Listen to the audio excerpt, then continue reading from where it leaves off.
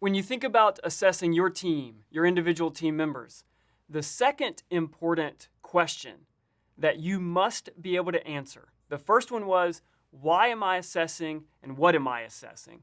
The second important question that you must be able to answer is, am I going to focus on weaknesses or strengths or both? So for example, quotes from famous people that you may or may not have heard of. Newt Rockne, famous Notre Dame football coach, said, build up your weaknesses until they become strengths. This is a particular perspective, which is pretty common in organizations today.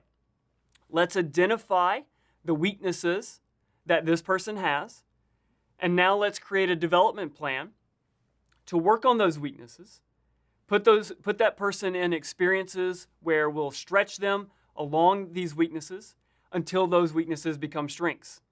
The gap analysis, or what we often call the deficit approach. But the focus here is on weaknesses, gaps, and doing whatever it takes to fill or address those gaps.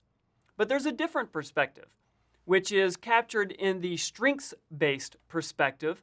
And a quote here, success is achieved by developing our strengths, not by eliminating our weaknesses. Very different perspective.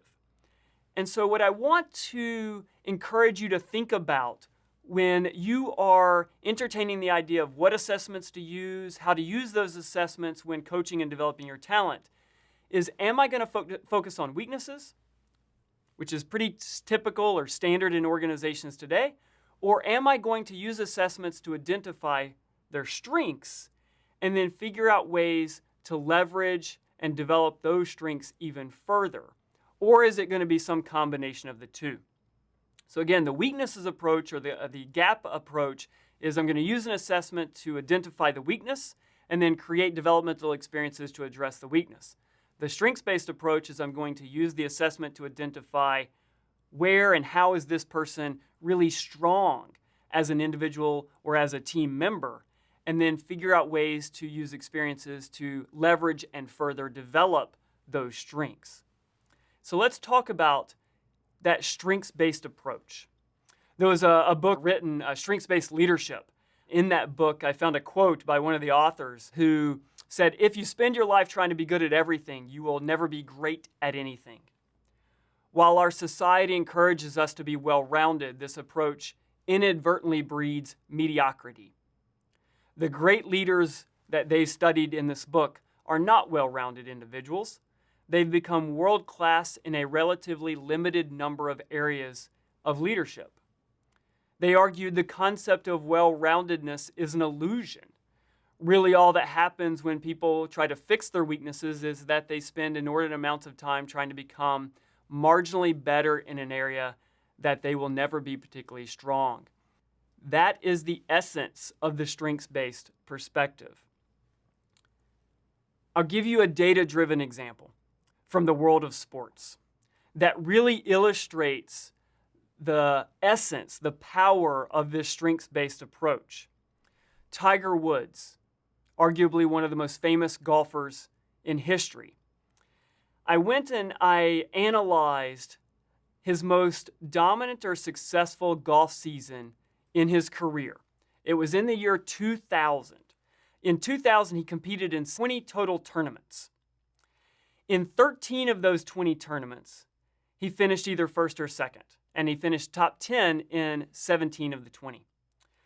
In terms of the statistics that are used to measure or assess golfers and their performance, he was number 1 in greens in regulation. He was number 2 in driving distance, how far he hit it off of the tee. He was number 3 in a statistic called scrambling. That statistic captures the degree to which when golfers hit it off course, their ability to get it back on course and get it to the hole. And he earned a significant amount of money, over $9 million in winnings that year. When we look at his dominant performance across that season, it's really easy to conclude that he was perfect. He was great at everything. But that's simply not the case. If you look at other statistics, he was middle of the road. He was mediocre at things like his ability to get out of sand traps. Even putting, he was mediocre at his ability to avoid three-putting on the green. And so whether it was sand saves or putting, those were not his strengths. His strengths largely had to do with driving the ball, getting it to the green, the long game, the long distance aspects of his golf game, and less so in the short game aspects of golf, putting and sand traps. And so this is someone who obviously performed really well at his task, but he wasn't great at everything. He was great at a few things, and then really found ways to leverage those few things to create success for himself. That is the essence of the strengths-based approach, is let's identify what are the few areas that we're really strong at, and then put ourselves in positions to leverage those strengths to enable us to be successful. Gallup did a very interesting study of employees around the world, looking at the degree to which employees felt that they were able to use their strengths every day at work. The question, at work, do you have the opportunity to do what you do best every day? Almost 200,000 employees across the globe completed this survey. Interestingly, 80% of the employees who completed this survey did not feel that their strengths were used every day. But in the organizations where their strengths were used, you saw less employee turnover or attrition. You saw more productive business units, financially better results. And then you saw higher customer satisfaction scores. So it wasn't just that the business was performing better, but the customers were actually more satisfied. What we're finding in our research today is that the traditional weakness approach to assessment and development is insufficient. It's not that we want to ignore the weaknesses. If there are certain weaknesses that we must improve in order to even be viable team members and be able to work on a specific task, we have to meet a certain threshold. But in order to achieve excellence, in order to achieve exceptional results, what we're finding is that leaders and teams are discovering through assessment what are our strengths, and then finding ways to develop and leverage those strengths even further. Nelson Mandela, in his 1995 speech at his inauguration, quoted the words of Marianne Williamson in ways that I think really captures the essence of this strengths-based approach to coaching and developing your talent.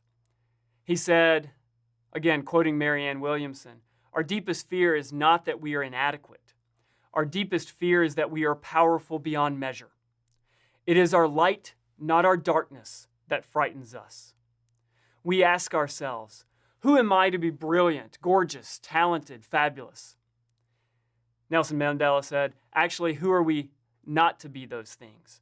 Your playing small does not serve the world. There is nothing enlightened about shrinking so that other people won't feel insecure around you. He said, we are all meant to shine, just as children do. It is not just in some of us, it is in every one of us. So again, as you think about assessment, think about not only assessing what are people weak at, but also what are they exceptional at. And then think about not only how can you address the weaknesses, but also how do you further develop and leverage those strengths so that your team and the individuals working in that team can be exceptional and achieve the goals and the aspirations that you are setting for them as their leader.